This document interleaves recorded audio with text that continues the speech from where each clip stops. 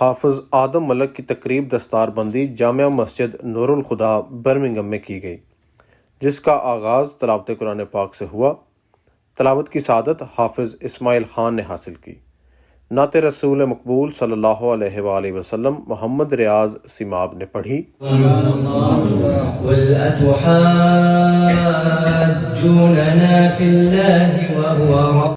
حافظ آدم ملک کی دستار بندی بانی جامع مسجد نور الخدا سید محمد ظفر اللہ شاہ صاحب نے کی۔ تقریب سید طارق محمود صاحب کی زیر صدارت ہوئی۔ تقریب میں حافظ آدم ملک کے والدین، دادا جان اور فیملی ممبران کے علاوہ کثیر تعداد میں لوگوں نے شرکت کی۔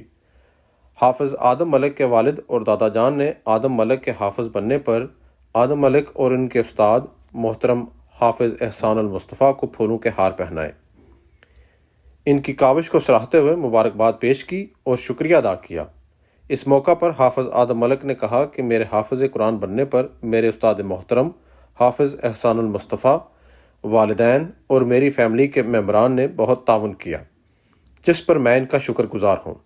تقریب میں سید محمد ظفر اللہ شاہ صاحب نے حافظ آدم ملک اور ان کی فیملی کے لیے نیک خواہشات کا اظہار کیا اور خصوصی دعا فرمائی۔ السلام کی بارگاہ میں پیش کرتے ہیں، اللہ قبول منظور فرمائے۔ اللہ پاک اس کا ثواب تمام انبیاء کرام، صحابہ کرام، اہل بیت اطہار، تابعین، تبع تابعین، غوث قطب، عبداللہ نبی سلاسل، چشتیہ، سہروردیہ، نقشبندیہ، قادریہ اور ملک فیملی کے جتنے بھی مرحومین مرد عورت فوت ہوئے، اللہ پاک ان کے آج فیملی کا پہلا بچہ حافظ ہوا آدم ملک، اللہ پاک اس حافظ قرآن کی صدقے اللہ پاک ان کو پورے خاندان کو خیر و برکت عطا فرما، جائز دلی مرادیں پوری فرما۔ یا اللہ اس بچے کو عالم بنا، دین کا عالم اور اسکالر بنا، اس کے وجود سے ماں باپ کو ٹھنڈک عطا فرما۔